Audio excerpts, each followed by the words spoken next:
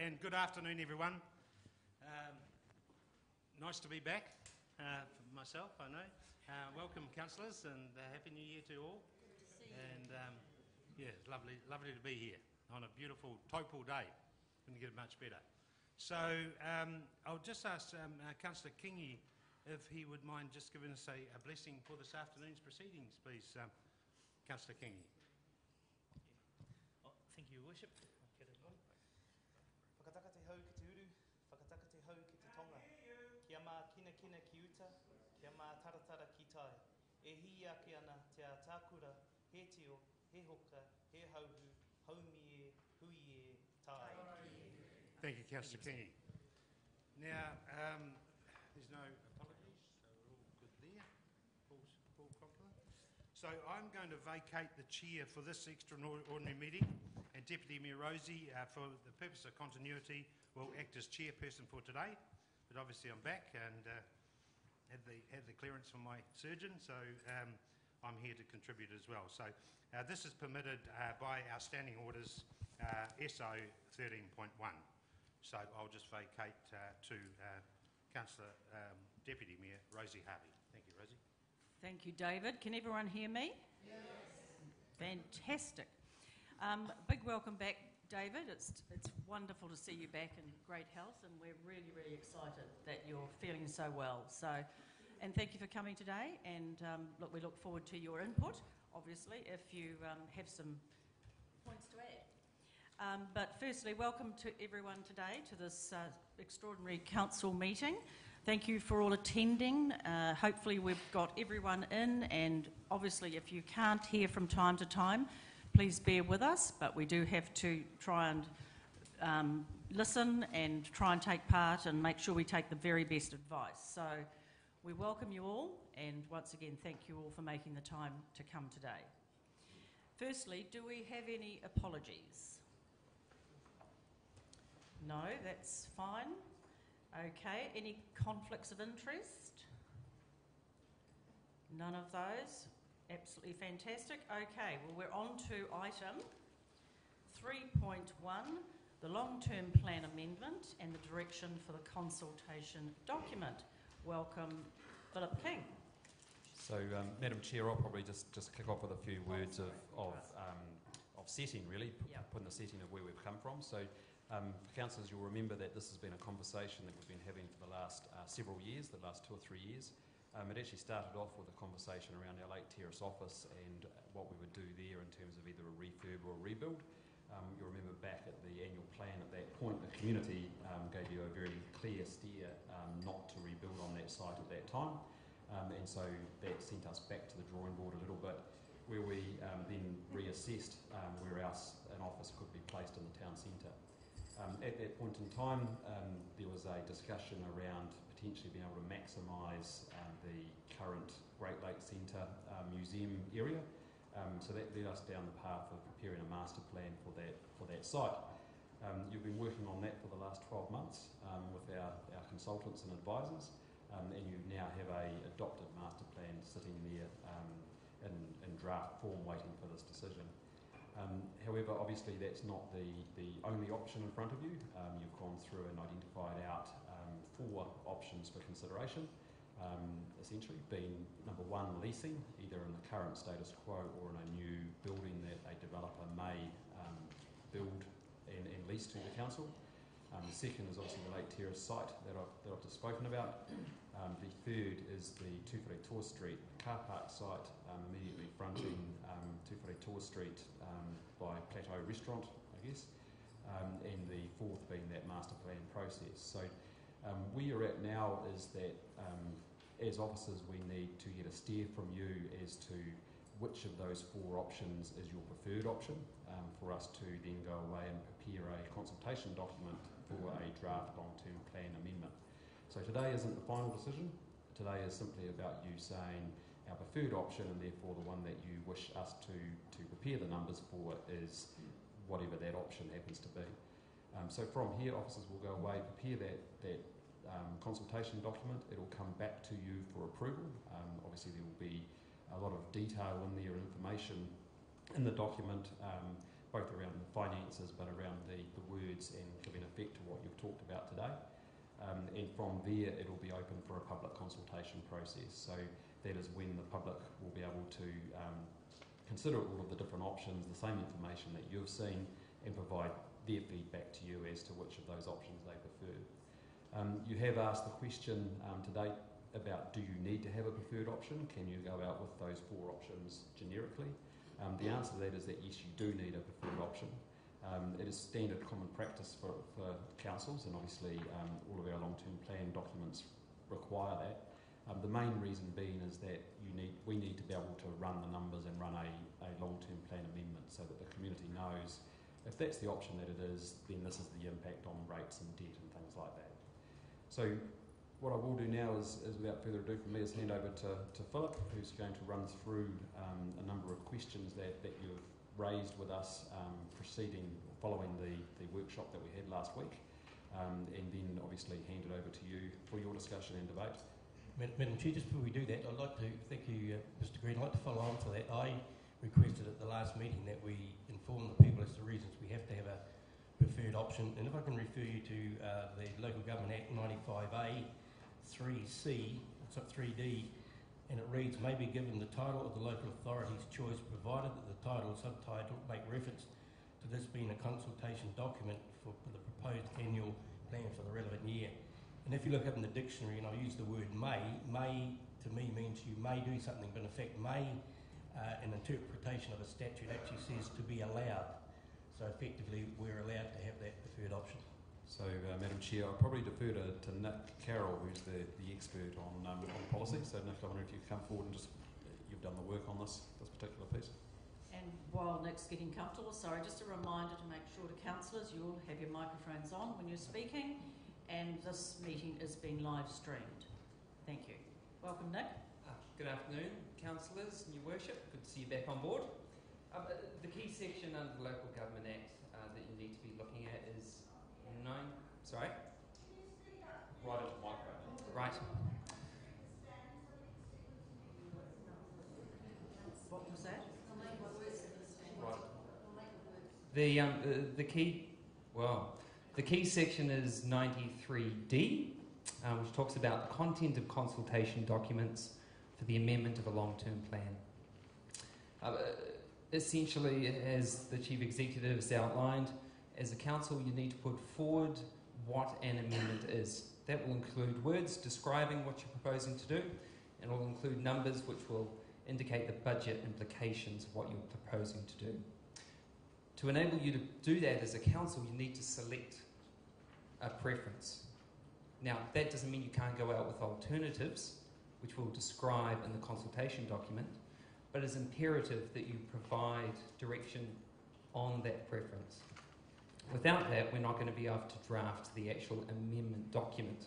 So when we go out for consultation, you'll have 2 documents. You'll have the consultation document, which will describe the issue that you're trying to grapple with, and will describe the way that you intend to try and deal with that. But along with that, you'll also have the actual amendment itself, which will be the words and the numbers that will change in your long-term plan. And it's because of that, under 93D, that you're required to select a preferred option. If you think back to the last long-term plan, you went out with 3 different issues. If I take the Northern Gateway as a classic example, you went out and you had a preferred option, which was the installation of traffic lights. That didn't mean you couldn't change your position as you went through the process of considering the long-term plan, and you'll remember as a result of submissions you chose not to install traffic lights in some parts of town. But it is imperative that you choose a preferred option so that we can actually draft that amendment. Could I, through the chair, just ask for a point of clarification from Mr. Carroll? If you go out with a preferred option and you go through the consultation process, and as a result of that consultation process you select another option which is significantly different to your preferred option, would that then trigger another round of consultation? If that option was one which was sitting in your consultation document, then you would be okay. If another option emerged that you hadn't consulted on, then you would need to consider basically the principles of natural justice. And was the community in a position to be able to provide you reasonable feedback on their views and preferences? So that would have to be a judgment call, but if it was a significantly different option to any of the ones that you had put in the consultation document, then you would need to reconsider consultation. Thank you. I guess that's probably a very good point to also add that you're aware, councillors, that we've had Audit New Zealand over this process to date, and their advice to date has been you've been through this process with the 4 options. Now is not the time to remove or to add any of those options because you've come so far down the road. So their advice has been quite clear to us. They would expect to see all of those options in the consultation document, but obviously with a preferred option out of that. We are very conscious that there are a lot of different components to this issue that you're looking at, and as we approach the drafting of the consultation document, we're going to be focused on drafting in a way that gives you and the community wide enough scope to consider all of those moving parts in what is quite a complex puzzle. You get another look at that when we bring that draft consultation document back to you on the 26th. If we haven't got that right, then you send us away and we make those amendments till we get it right. Yes, Councillor Hickling.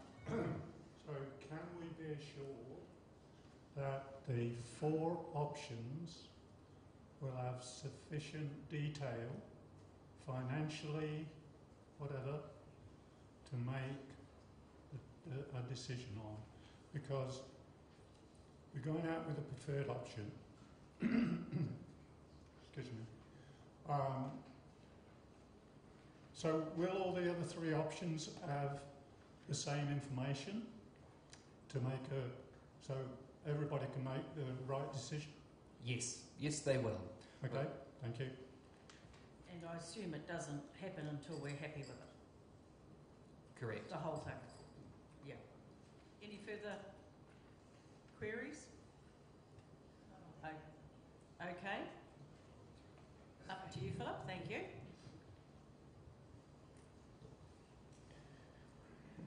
Great, thank you, councillors, Madam Chair, and Your Worship. Lovely to see you back. And the gallery, thanks for your interest in this project in our district for the last 12 or more months. So, just to reiterate, today is a decision that we councillors will can make, to select a preferred option to go into the long-term plan amendment. Back to you on the 26th of February with that draft consultation document. If it requires further work, we can do further work around it. But the decision that you make today goes through with these other 3 options. So 4 options go through with the equal amount of detail. So that right through this whole process, we go into this public consultation, more information will be gathered, we'll be better informed, there'll be more facts and data available to us, and that decision can be changed. And as Nick's touched on, if it turns out that a better option becomes clearer, or a more preferred option becomes the option that we take, there's a real avenue for that to happen. So we're just going into this with a real transparent manner and allowing the community to have their say. And the reason why we're going through this gatepost today is to allow that consultation to begin. Following on from last week, we came together in a workshop and presented the 4 options to you.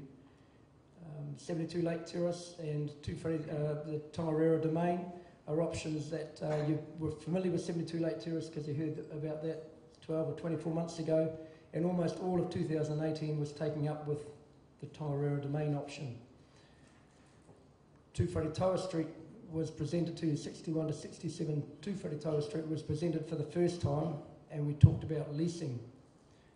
At that meeting, we asked for some further information or further questions to come from you. So predominantly the questions came from those 2 other options, one of them being the leasing option. And we were asked to provide the report, the Collier's report that talked about leasing that was done back in 2017 and why there was a difference between the Collier's report and the business case around the leasing opportunities of presenting a building. So we provided that report. And there was also some questions around the 2 Wharetoa Street, specifically around the car parking. So if the car parking was to be removed, how would that affect the price? If we were to put car parking elsewhere, how would we manage that? So I came back to you with some information there. Basically, in a nutshell, if we were to take the 80 car parks out of 2 Wharetoa Street, 61 to 67 2 Wharetoa Street, that would be a saving in that building of 9 million. Would make that building worth 20.2 million without car parking.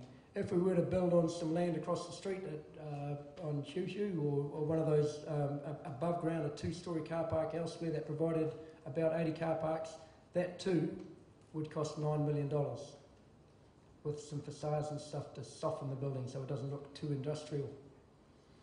And we also provide some information around if we were to do some in-berm parking, so if we were to take some of the berms and some of the surrounding streets around 61 to 67 2 Wharetoa Street, we could provide about 80 parks there for $1.1 million. So we provided that information there. Yes, Councillor Park. Thank you, Rosie. Philip, can you just clarify for me, in the location analysis we have 2 Wharetoa Street, the MPV rating at 19 million. If we were to take out the underground car parking, you'd say that's a savings of 6, but you then mentioned a figure around 20 million. Can you just clarify that for me, please? So on the NPV, the building cost is 20.2. The NPV, I might get Kent to touch on the NPV for us, because Kent was the one that developed the NPV through the business case. So the build cost, I'll let Kent explain that for us. Kia ora, Madam Chair, Your Worship, councillors. The MPV calculation takes in both the costs of the building over a 20-year life, but it also takes in the revenues.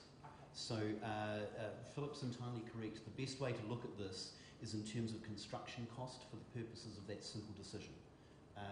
In the sense that, as you said, removing the car park removes about $8 million, and that's from the original construction cost. It will have flow-on impacts through the MPV, but we've yet to calculate those. Okay, then just because I'm not the most technical or financial whiz, can you please then tell me, instead of the MPV ratings that we've been looking at, what the pure construction costs of the 3 options of a build, please? Give me just a moment. Thank you.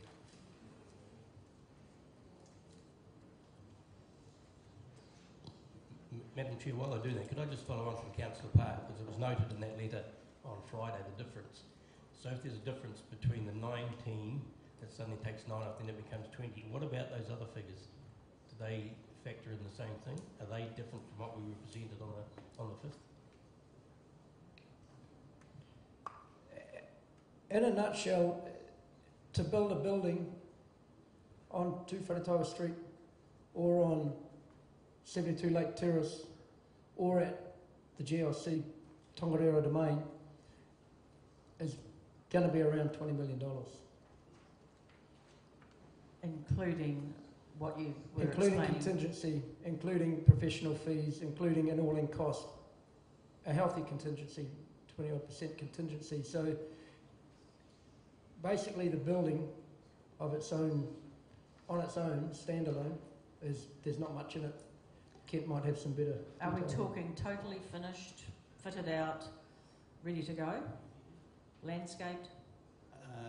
Comparing like with like, it includes the construction of the building itself, the fit out, the IL4 upgrade for 120 square metres of the building, professional fees, contingency. The only thing it excludes is GST. And as Philip said, the options are all fairly much the same. What the quantity surveyors have told us, that all of those buildings are between 19.7 million and 22.8 million in terms of construction.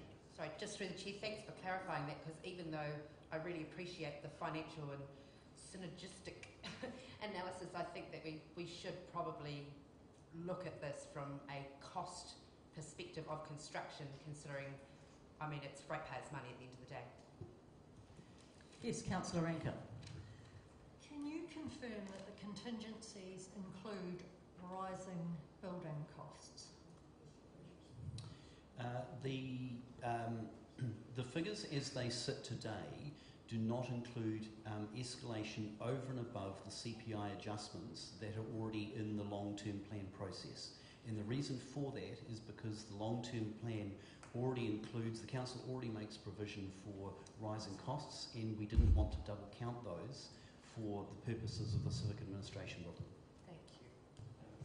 It's fair to say that the dollar figure, and because we're talking the same type of dollar figure for each one, there's no value engineering or anything like that being put over this. So we can tell you that whatever those figures are, whether it's the 19 or the 22, that won't be the finished dollar, regardless of where you build. I can say that you get it for hopefully for less than that, and that's around the value engineering that you do. So this is really about showing apples for apples on each of those sites. Hence the contingencies, etc. over the top, and that is because there's so much uncertainty at the moment until you get to that detailed design. It has to be plus or minus quite a bit. Thank you. And I did ask about the landscaping. The way that the buildings have been specified, in the case of the only slightly complex one is Tongariro Domain, where obviously there's some interaction between the landscaping around the building and the reformation of Story Place. In all of the other options, so in the case of the leased option, Lake Terrace and Two Wharetoa Street, yes, the landscaping is included in those figures, and it assumes that the building is ready to walk into. And we also discussed last week, I'm not sure, did you bring that up before, about bus stop amenities attached to it? Was that an extra cost, or? So in a nutshell, the one property that we were asked to look at around bus parking was the Two Wharetoa Street option. So our quick bit of research on that option is that we could make buses work there. We haven't done any detailed design, we haven't worked out any revenue loss or gain or any such thing, but in a word, the buses could make their way to Wharetoa Street and potentially that could work. Okay, thanks. Right, yes, Councillor Boddy? Are they all IL4 accredited? One of the, we've got $2.2 million in there for each of the options for IL4, but one of the things that we worked on last week and we're intending to come back to you on the 26th is to give you some further information so you can make a decision whether or not we're going to do 120 metres of IL4 for just the emergency operating centre, or whether it's more prudent, or whether there's other opportunities that might exist by making the whole building IL4. Thanks, Councillor Park. Thank you, Rosie. I'm not sure if my colleagues picked up on the fact last week when I asked you about if we were to go down to the lease option route, that any IL4 funding from central government we would lose access to. It would only be if we were to build ourselves that we would have a possibility of central government resilience funding for the IL4. It's a very good question, Councillor. My understanding, as it is that the availability of central government funding would not be there to a third party to build you to IL4. And this is one of the things that needs to be factored in your decision about whether to incorporate 120 square metres or whether to IL4 rate the entire building. It would seem that the cost, rough back of the envelope, is the difference between $2.2 million and about $5 million. So the availability of central government money may make the difference between those two things compared to a lease versus own option, but that's something that needs further evaluation. Thank you. Thank you, yes, that's good to clarify. Right, carry on.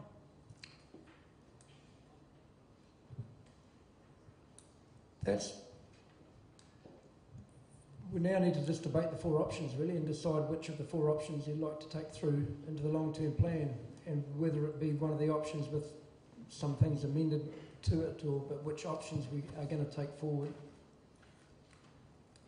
Right, okay. Any further questions, queries or discussion from councillors? Through the chair, just just a question from me, and it's just regarding the whole business case.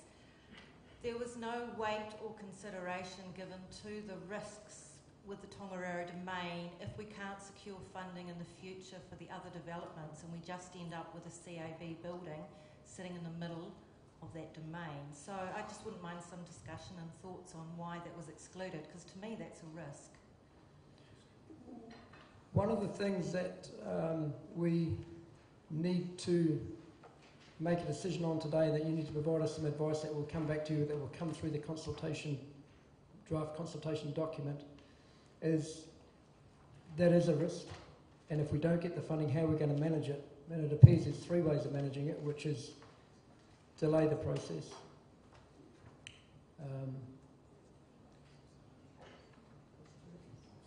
not proceed, or council fund it. So it would be for you to guide us which of those three options you'd like to take to mitigate or manage that risk. The three options are delay the project, defer the project, don't do the project, or to fund it ourselves, to basically underwrite it. And just another point for clarification on a different matter, it goes back to the civil defence, the L4 rating. There is nothing to stop us as a council deciding to have our civil defence facilities somewhere else. They do not have to be in a council building, do they? I might actually ask Mr. Fox just to answer that one, given that's your area, Ron.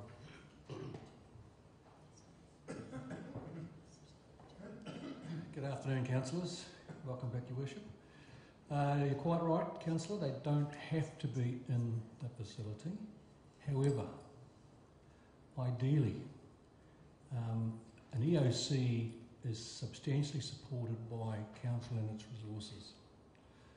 So ideally, we would like it in that facility from an operational perspective. But you are quite right, they don't have to be. Because another point to make on that though would be around resilience, and you certainly wouldn't put your civil defence facility anywhere in an area that's potentially going to be impacted. That's true, and also the other factor is about, and there's been proven cases in the past, about getting staff to work in an EOC during an event when buildings around it. So there's a question around that. Ideally, IL4 within the council building. Yes, Councillor Williamson. Through the chair, just following up on Councillor John's first point regarding the funding, obviously when we went to the first preference, the majority looked at going down to the Great Lakes Centre, and then we increased the scope, obviously subject, to include the museum, etc. But be depending on funding, obviously, and obviously there's a 33% potential government funding, 30% ratepayer, and the rest through public money, philanthropic. And obviously, without, we've perhaps thought there might be a bit more of a steer on some sort of security of the funding would be. I know you can't guarantee, like, for example, change of government or whatever the funding, but there might have been some sort of security around knowing that there will be the funding available. Given that in the timeline, the precinct, the museum, for example, was planned to start about 2022. So maybe I'll probably answer some of that. So there's never any surety in terms of central government funding.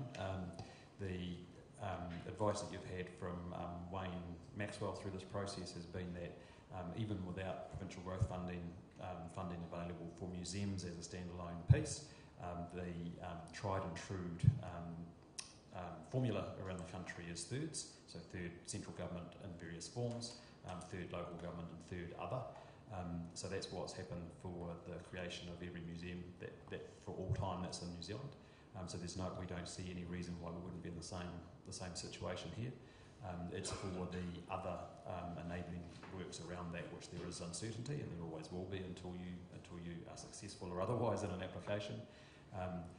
Frankly, that would be something that I would suggest to you and recommend to you would be a matter of timing, that you would tag obviously the expenditure of any monies based on the incoming money coming through. So put frankly, for example, you wouldn't. My recommendation to you is that you wouldn't embark on building the museum, as an example, until you'd secured the other funding. Madam Chair. Yes, Councillor Rankin. Through the Chair, would it be possible for the Chief Executive to just clarify, I think for the public here, because I know that there are people who understand this and I still find a lot of people who don't, the rule that came from the Environment Court about where we are allowed to build, because it actually is really important in terms of this decision, and that Lake Terrace sits outside that court decision. So could you just cover that once again, just for clarity?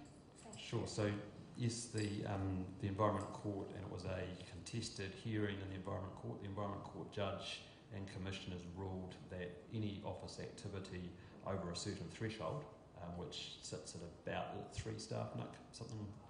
About 45 square metres. 45 square metres, so a fairly small home-based type office.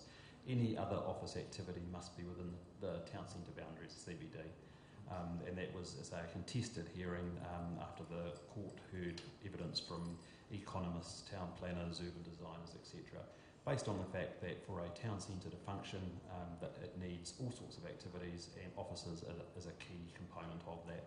And in fact, from good urban design principles from day dot, you try and cluster your high intensity uses together so that you can provide things like public transport, car parking, etc. around that. So the court's been very clear on that. It's a very strict rule. It's got a very high bar, and policy is very, very clear. So that's the starting point. Lake Terrace is outside of that town centre boundary by a street. However, because we were on that site, there is an argument, and I say it's an argument in planning law, that there could be some existing use rights that we hold for that site, depending on the criteria of the Act, so how long we are vacant from the site, we potentially may lose those existing use rights, but that does constrain us at that point to the same scale, character, intensity of effects as what it was when we were there. So put simply, we couldn't increase the number of staff on that site, as an example. We couldn't. The other options we're looking at, including the hub agencies, DGLT, EGLT, and in fact Waikato Regional Council, we couldn't do that on the Lake Terrace site because of those planning controls. Thank you. Right, yes, Councillor Williamson. Thank you, Madam Chair. Just we're talking about contingency dependencies. With regard to, for example, the 2 Whalatau Street car park, is there any contingency, like in terms of, obviously in the Public Works Act, there's a requirement of a 40-day offer buyback to the previous owner, or does that not apply here because they're not changing the activities from another activity from a community point of view, etc.?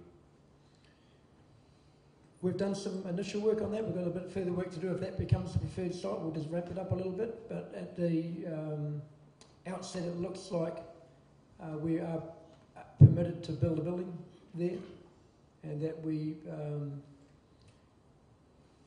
potentially, and that the retail space might work well underneath it, but we've just got some further clarification to come on that. So each of the sites have risks, and I think Councillor Johns highlighted a risk around the domain site as an example, and that's highlighted in the business case. That is a risk for that Lake Terrace site, and whilst we can't give a definitive answer at this point, it looks like it would be okay, and it would be okay based on the fact that it's still a council use. But as you say, it is something that we would need to do more work on if that was your preferred option.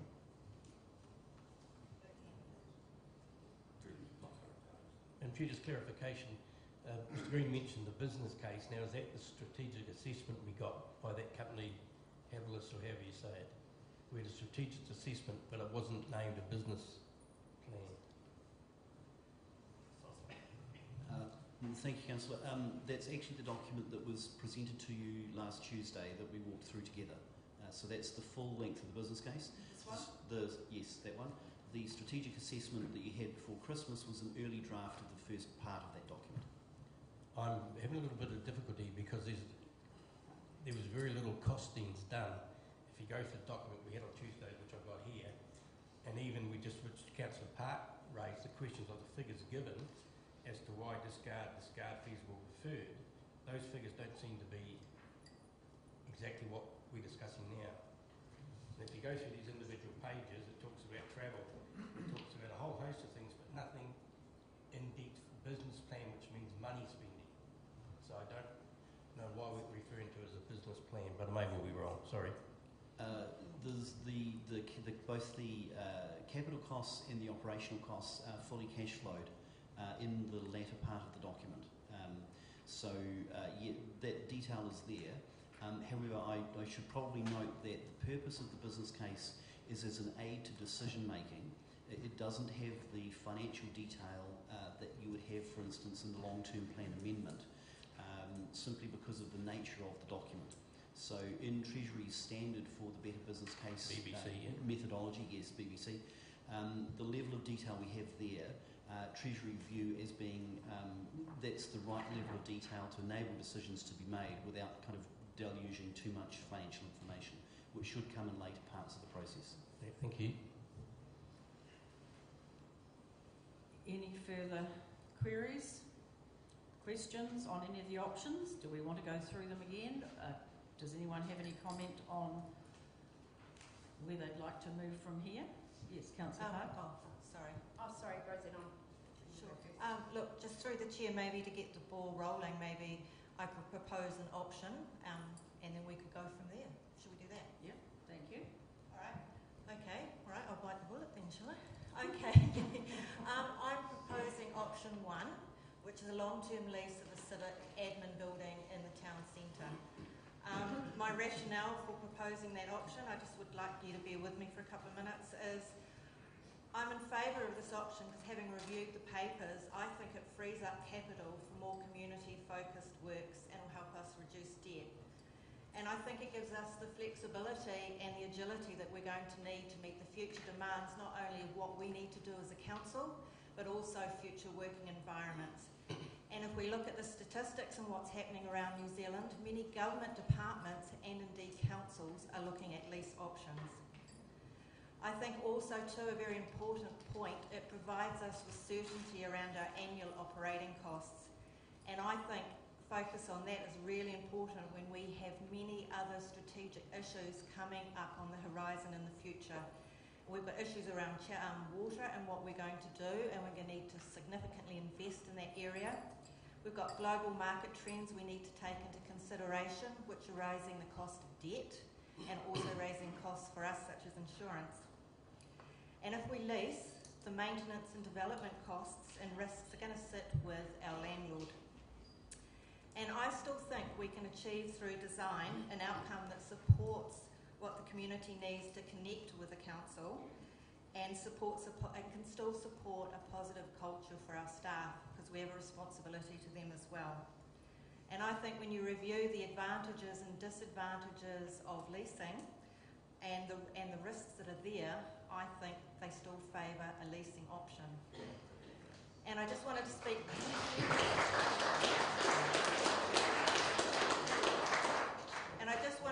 briefly about the Tongariro domain. It is a jewel in our crown, and it's a space that's valued by everyone here and by our community. And I think it's a space that has potential for future development and a potential to connect us all in something that we can be proud of. But to suggest that a council building in this space is the only way we can achieve our dreams, I think is vanity, or we live in a bubble. I think we can still go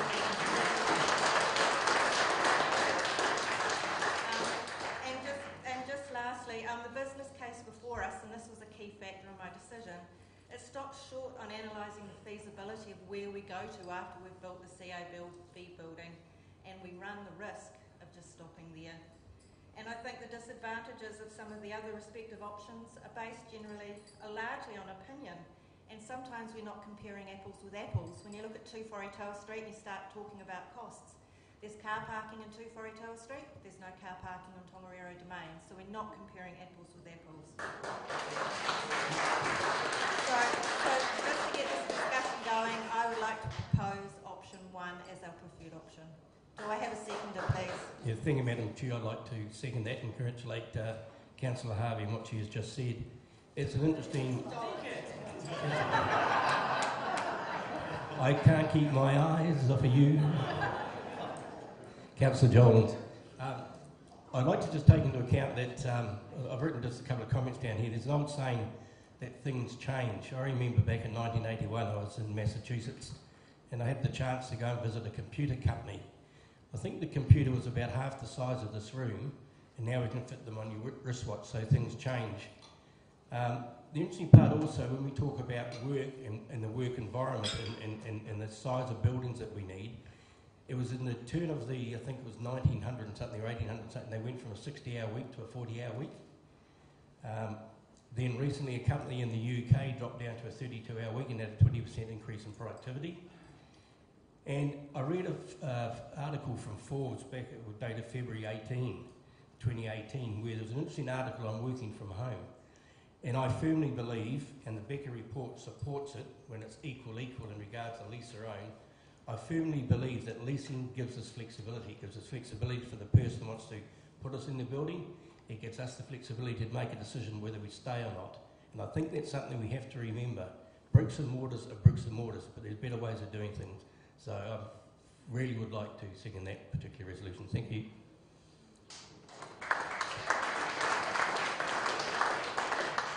Okay, Councillor Rankin. Before Christmas, I'd made up my mind that I was going to go with the leasing option. I thought it was the very best, and having been the leader in a government department for a long time, it's not a new thing that government departments lease buildings. Most have always leased them. But seeing the figures last week, I believe that while we go through this process of consultation, I would ask every developer in this town to sharpen their pencils in terms of leasing and show us what the real costs are. Because the costs that were quoted last week, and I've been told that we don't know what we don't know, are absolutely unacceptable for me in terms of leasing. And I think that we should propose with the Tū Wharetoa Street option, and I am going to move that, but I still want to consider the leasing option once we've got the real information in terms of costs, and that is a perfectly appropriate process to go through.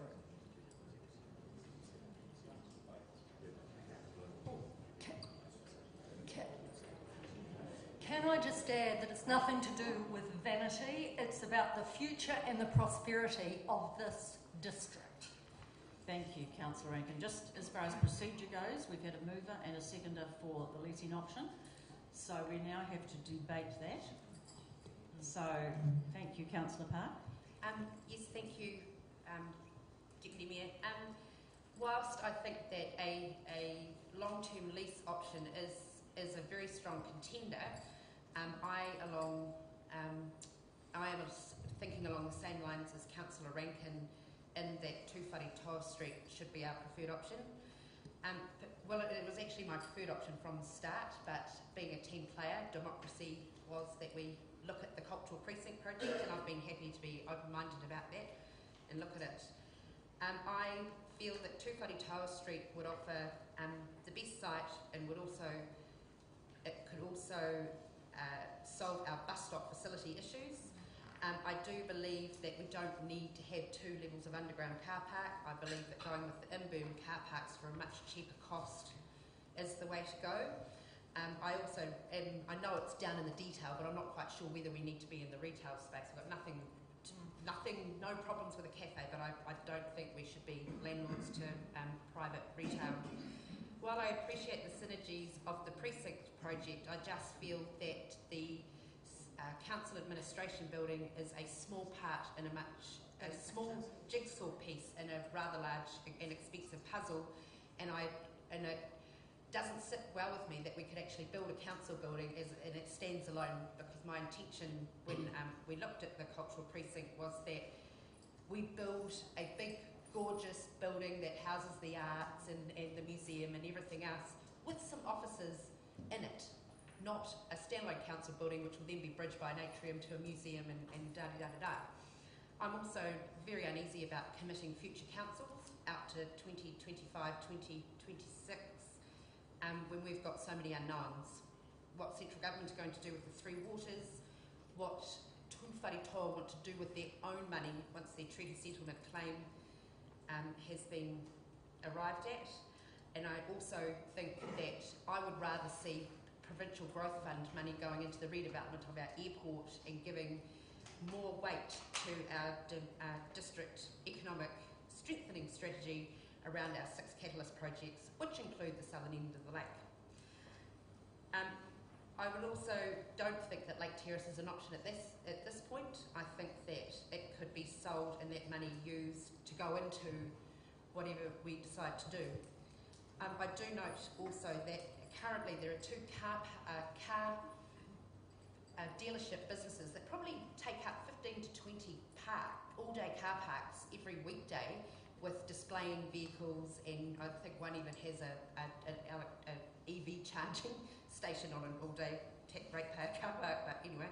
So I'm going along the lines of Tūwhare Toa Street, but I certainly can see some advantages in the long-term lease option. So looking forward to hearing from the public. I know we've had two developers come to us with possible lease options, but it has to be a fit for purpose, and that's why we need to go out and see what's out there. I understand one is having plans drawn up at the moment, but that's a bit hard. If it's not fit for purpose and not for it's not going to suit how council works, then it's not going to be an option. So that's me. Thank you, Councillor Park. Councillor Kingy, did you have something to add? Thank you, Deputy Mayor. Look, I'd just like to speak in support of Councillor Jollins and Councillor Boddy.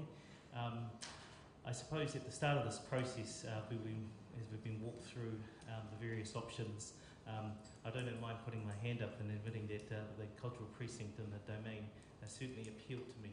But upon reflection and looking at, I guess, how the world is positioned, we have to live within the means, I think, of our district.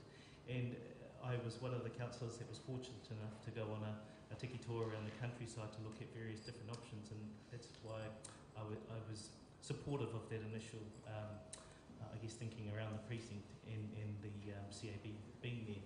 But like I said, we have to be mindful of the aspirations of our communities, all parts of our communities, of our districts.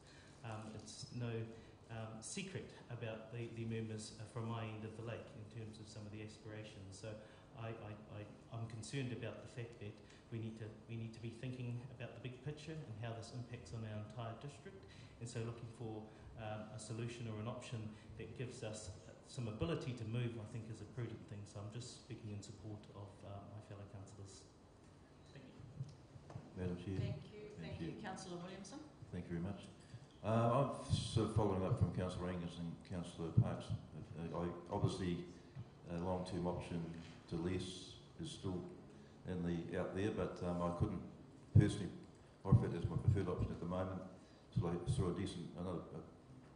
business plan, a lot more information, detail, and obviously put that out in the market.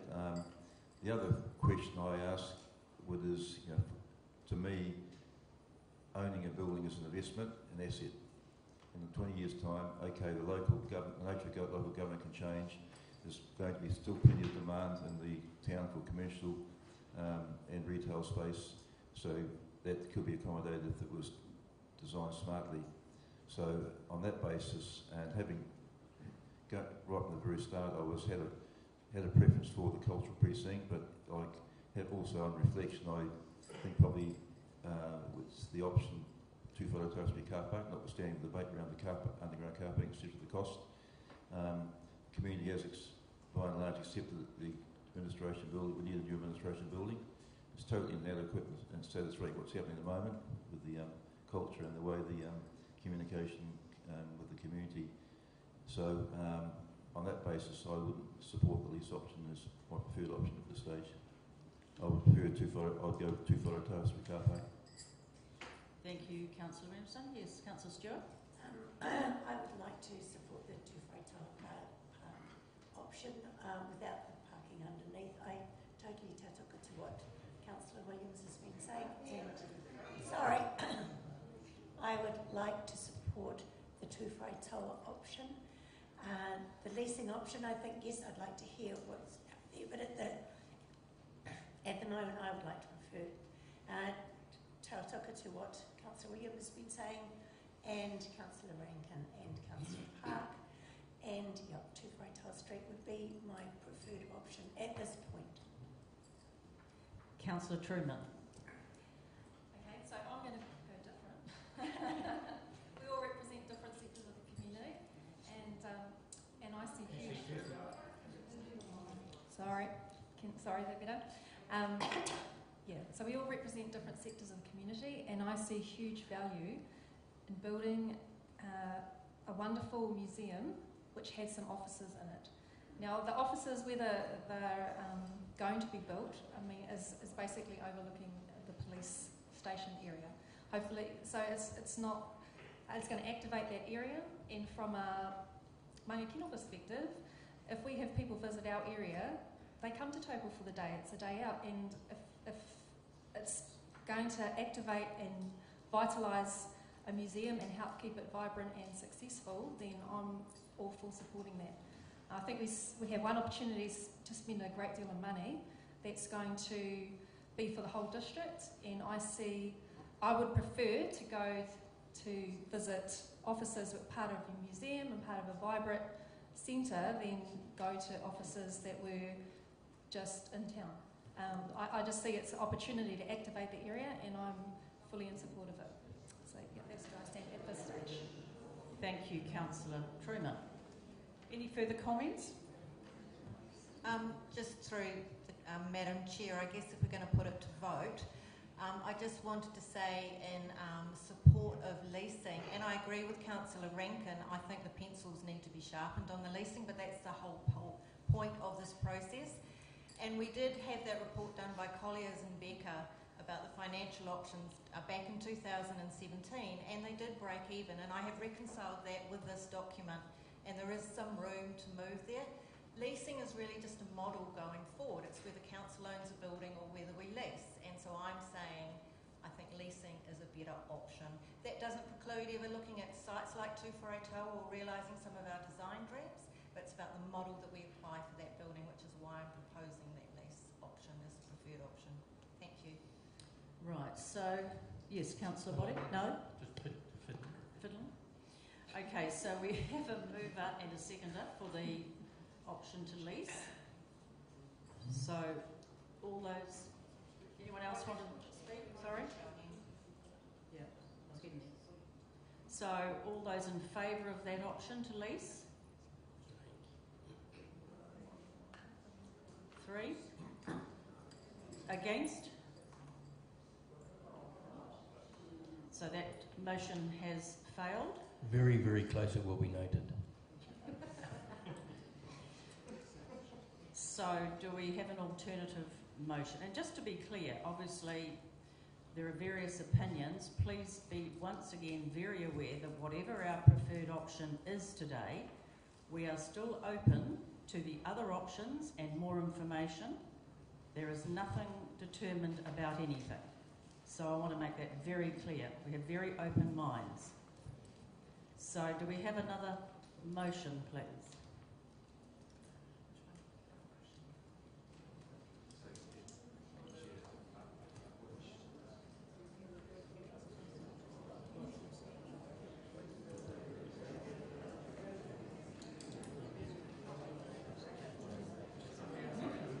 So just taking advice here. Just taking advice as to the correct procedure. So if we have a motion now, we can ask the council staff to go away and give us further information on the preferred option. No? So if, and I'm seeing councillors wishing to try and craft their motions now on the fly, that may be quite difficult. So it might be that better that you actually just decide or put to the vote which of the 4 options you wish, and then we can wordsmith that and bring that back to you for the actual motion. Well, I am happy to propose to Wharetua Street. With any particular instructions or? Well, no, we're going to craft that. Yeah. I guess we'd need to know what you're thinking. Previously you've talked about bus stops, so Wharetua Street, bus stops, and the car parking would be the other one. On the building, next to the building, or in would be the key. Right. I haven't spoken yet, but to me, the car parking is a bit of a red herring, because even in the domain options, there's very little car parking. All Story Place is a plaza precinct. If you look at that particular option, all the car parking is on Ferry Road and Tongariro Street. So why can't the 2 Wharetua Street car parks be around those streets? So to me, we're not just dealing with, we're not sort of looking at apples and apples. There's 2 entirely different scenarios here. And I think it's tilted a little bit that the 2 Ferrytown Street car park is proposal's gone sky high because we've got the underground car park in. So if you take that scenario right out, we can actually put car parking in around that facility. I think you're right. I think Councillor Park and Councillor Rankin made the same point. To me, let's get back to the real basics, what we was trying to do. We was trying to, and the community said, we want a new administration block. The bus station can come after. Let's just get on with the business that's with us today. And that's, do we want a complete big precinct, which I can't support because it's over 50 million over the next 5 years. But I can support an office on 2 Ferrytown Street because then we've got the options a little bit later down the track to develop probably the museum along with the Great Lakes Centre and the library and make a cultural hub there and take us a little bit more time to probably develop a business plan on that scenario. So, to me, 2 Ferrytown Street, I still like the option of leasing. It's between those two, as far as I'm concerned. And that's why I asked the question right up front, will the same detail be in those 4 options? Because then at least we've got to make the decision a bit further down the track. So just to clarify through the chair, for the that's the exact reason why for the 2 Ferrytown Street option we've given you the 3 options. So car parks beneath, car parks beside, or the $1.1 million option to provide car parks elsewhere. We did think it was essential that we did have those 3 options for you because you are building over 55 car parks. The thought is therefore you need to replace those at least. Otherwise it would have a major impact on that part of town. But it does allow you, with those options, it does allow you to then compare apples to apples because you could look at the domain option, which is I'm picking up isn't going to be the preferred option, which is fine. But by doing it this way, you had the ability to be able to add or subtract the car parks for 2 Ferrytown Street. Once you've made a decision about where the building goes, the next decision that we'll be asking you to have a think about will be, and it'll be today, having that conversation, will be the museum and those other elements. Do you want us to still include that now or not? But let's have the office bit first and then get to that. So you're right, logically one decision has to come after the other, but the first one is around the office because if it was the cultural precinct, that changes that situation. Whilst I've not done the calculations, but I honestly believe that we are in the cultural precinct scenario, we are losing car parks and the emphasis is being put on Tongariro Street and Ferry Road to supply those extra car parks. Great. So that's just me. The other thing I'd just say is I think it would be quite helpful if the buses are going to be something that you want. It'd be quite helpful to signal that now, so the community has an ability to have a say on that as well through the submission process. And I think we do need that. Really. Yes, I'm keen to know more about the bus stop, the emergency management centre, and all of that which could be involved around that area. So, and my understanding is that once we choose the preferred option, the other options are still on the table and we are open to anyone coming to us with any other options, leasing options. Well, Madam Chair, we could actually go one step further than that. So let's assume that today you said 2 Ferrytown Street was your preferred option. We would prepare the long-term plan amendment on that basis. We could put a story box in that long-term plan amendment saying, however, we are really keen to hear from you, community, not community developers, anyone who owns a piece of land in town who wishes to put a proposal to us with specifics, with rental amounts, etc. So that then when you are hearing that, you can decide with real dollars and real proposals rather than something that you don't know, as you've been talking about, you don't know how much it is or where these buildings would be. Sure. Just through the chair, thank you, and furthering your comment, Mr. Green, will the timings for the consultation give enough time for interested parties to put something together. It's quite a short consultation period. It's only a month, isn't it? Yes, I believe it would be enough for the quantity of the information that you need. We've already been approached, as I think Philip said, by at least 2, possibly actually 3 now, parties who are already thinking and are in the game. And so this is nothing new. This conversation's been going for a long time, and those conversations have been happening. Okay, and just one last point on the 2 Whareroa Street option. It includes 300 square metres of retail space. I think that's not core council business, and I don't think it should be in there. I'd be interested in my colleagues' views. So that would be through the chair. If retail, a bit like the buses, decide now whether it's in or out. If it is out, then well, if it's not in, don't put it in. Like the buses, the detailed design will determine how that looks, where it goes, but it's just a philosophical thing at this point. Well, philosophically, retail space out, please. Yeah. Well, we'll look at that further down the track, because we may have different opinions. Well, Madam Chair, we can't do that because we're going out for consultation on a building that has 300 square metres of retail space. I support Councillor John. It's not our core business, nor is it our core business to run a cafe. I find it rather fascinating that we want people to shop in the town, and yet we as a council will allow a cafe if it's what's going to be. And it's the same with retail space. We have retailers at the moment that are struggling. We fortuitously are helping 6 of them out at the moment because we lease their buildings. That's why I'm in favour of a lease.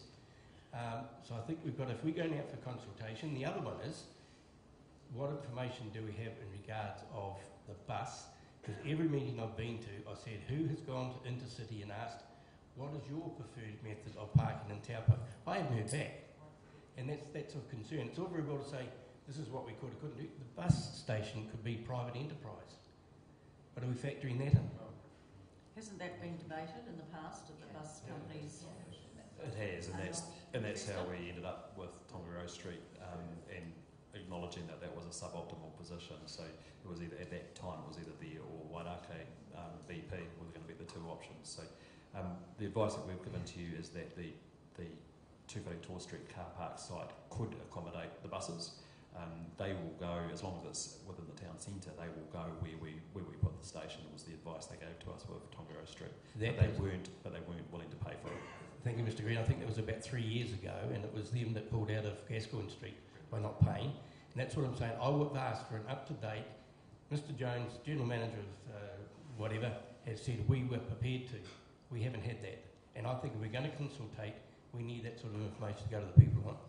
So again, the Intercity will be part of that consultation, and likewise I'd expect them to put their views forward. We can specifically write a letter to them as part of that.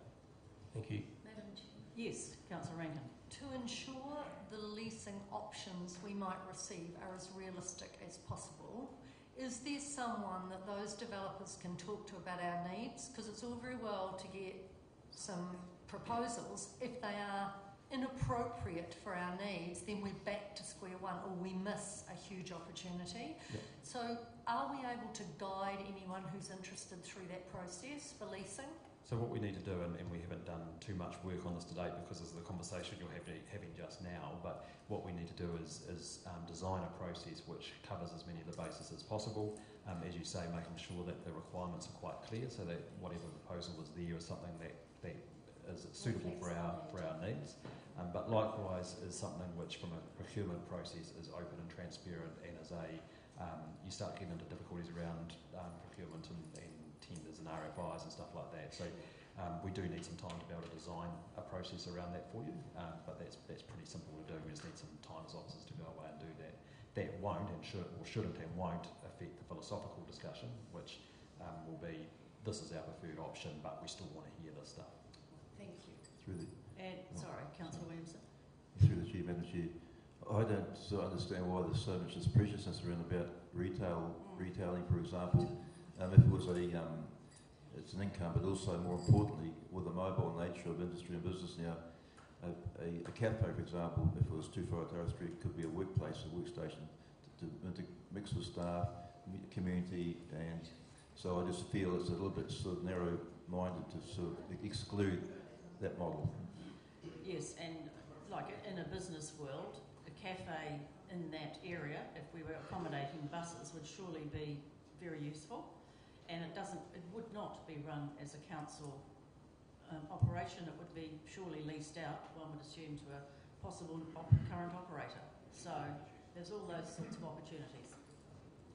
Yes, and I totally agree with Councillor Williams and your opinion, Rosie. I can see the cafe as being part of what staff and district councils will use themselves to meet and have extra space to talk with people, and as an opportunity. And I think it will make the whole area feel more alive, and I totally agree that it should be allowed.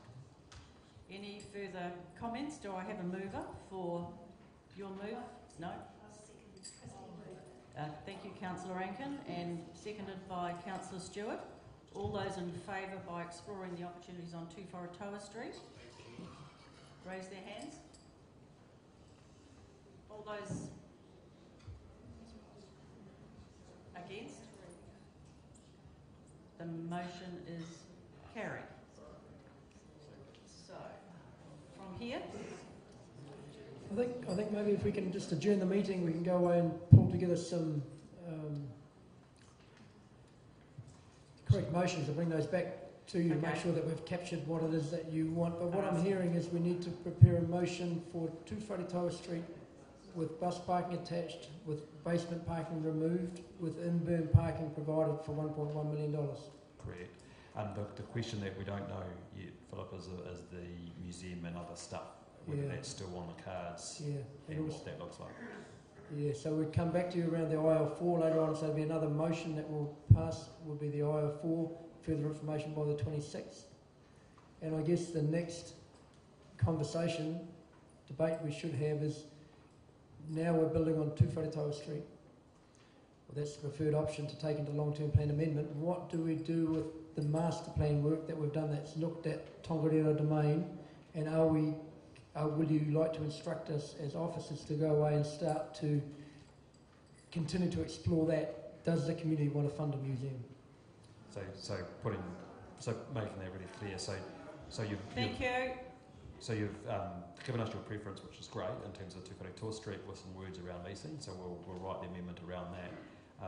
You now need to decide, as part of this amendment process, do you still want to have the museum? You've heard from the community saying that they actually weren't against the museum part, so is that something that you want to consider now as part of this amendment, or is it something that you want to wait until a future long-term plan amendment at another future long-term plan to be able to think about that? You're aware of the need for the museum. That hasn't changed, whether it's cultural precinct or not, in terms of fire risk, suitability and the opportunity that it exists. So it's just now whether or not you wish to do that. Obviously, assuming that your preferred option follows through to be your final option in June, that would mean that the office building isn't in the precinct, but that doesn't preclude you from then looking at the museum and where that is to sit and the timing for that. Councillor Park? Yeah, just through the chair, my view on the cultural precinct is it's a really exciting and thing to be looking at, but I think we need to defer it possibly to the next LTP. There are too many unknowns at the moment, and we all know we've got some issues with Waiora House. We've got our 6 catalyst projects in the economic strengthening strategy and a whole lot of other stuff, and I just wonder if we just need to fix what we've got and do things really well and get on and build this council building, and then look at the cultural precinct and what that might look like in the future.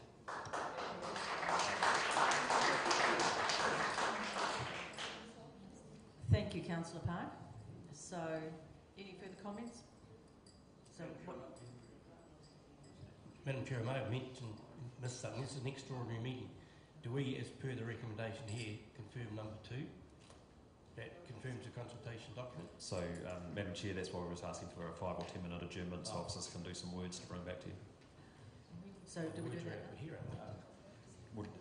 We do that now. I'm assuming that we've had Councillor Park talk about the museum. I'm assuming that that's the decision. So we just need to know this so that we know what we're crafting. So you don't want us, if I'm hearing this right, you want us to craft a resolution which has 2 Wharetoa Street owned option with in-berm car parking, bus station, No. IL4 to come later, but no museum, none of the other elements that we talked about. Is that just so we know? We need to. Madam Chair, I tend to disagree. I believe that what's in the document now says that we confirm the preferred option. End of story. The next that Mr. Green's just meant, that's the next step. This is a simple confirming of our preferred option. So those again, other things are. I'm only asking you what we need to be able to go away and do the amendment. So I'm again asking, is that where you're sitting? But we can do it with the amendments we've asked. Yes. With the bus stop and the... Yes. Yes, right, so... All we would need is 5 minutes just to go away and craft the Can we resolution. do that, please? So we're going to present a new resolution to this meeting to accept what you're going to comprise together. Because to me, this was to have an option to go out for consultation, not to do with car parks, no car parks, bus stations, yes, We bus just need stations. to get that resolution And right. this is an option to go for consultation, but we need to know what that option is so that the officers can go away and prepare that document. So, Madam Chair, if we could just have a 5-minute Yes, adjournment, okay. please. Right, thank you. We'll be back to you very shortly.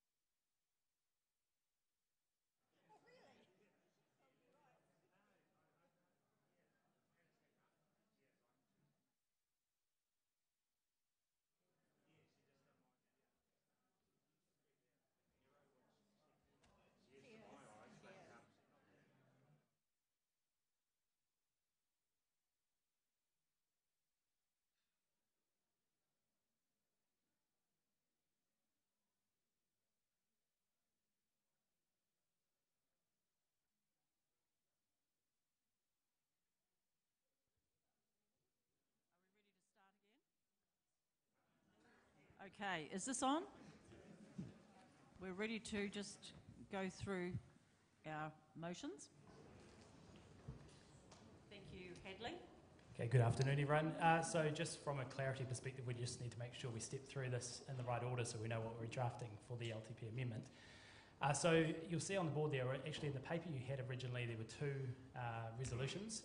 You've already passed the second one to confirm 2 Wharetoa Street as the preferred option. We just need you to return to the first one to confirm for us as officers to prepare an amendment that has those 4 options. It's pretty clear, so it's just that first resolution that you had.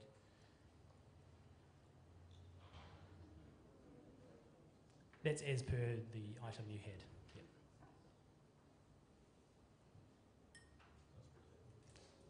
Madam Chair, this one's a procedural motion, as we spoke about before. You have to go out and consult on those 4 options. This is relatively procedural because it's the 4 that have been involved in your decision making to date. Okay, and I'm happy to move that. All those in favour? Aye. And so what we've done, it's not very easy to see, but we've now created a third resolution. Essentially flows on from the second one where you confirm 2 Wharetoa Street as the preferred option. It says that Council confirms that the preferred option will include approximately 300 square metres of ground floor space for alternative uses such as a cafe or bus facilities, exclude 2 levels of underground car parking as shown in the 2 Wharetoa Street feasibility report, and include construction of 80 in-berm car parks in the vicinity of the site. Essentially what that does is just gives us a bit more detail when we're crafting up the consultation document based on those additions.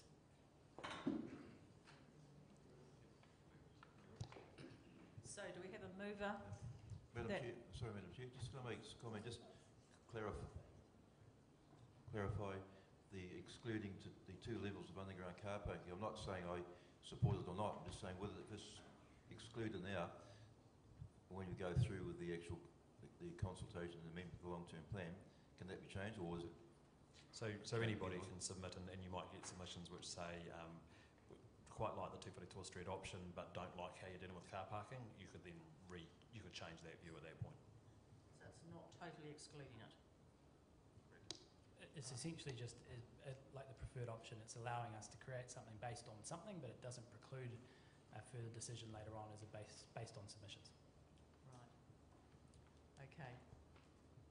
Just to make the point without labouring any further, all of these are going to have the costings like that 1.1 for the car parks, which has already been given to us by.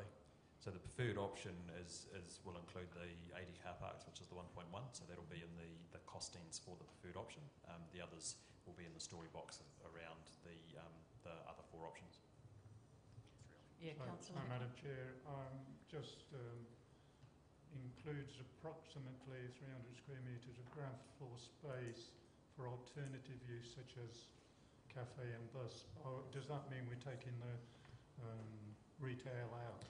No. Or can that, it's still going to be an option? So that's part of the alternatives use. We don't know yet until you get to the detailed design, but the bus stop will take up some, the cafe will take up some, there may be retail, but that's detailed design, like what you were saying earlier. Okay. Right, so we have a mover. Thank you, Councillor Stewart. Seconder.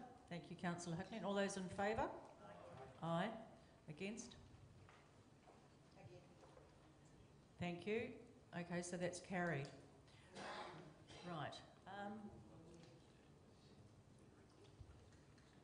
Do we want to record those against? Yes. Yes. Councillor Johns? Yep. Right. So, that being the business of today, that would draw the meeting to a close. I'd like to once again thank everyone for coming along, and obviously this will be going out for the full consultation process with these options. So thank you, and we look forward to your feedback. And thank you, Councillor Kingy, if you'd like to do a karakia.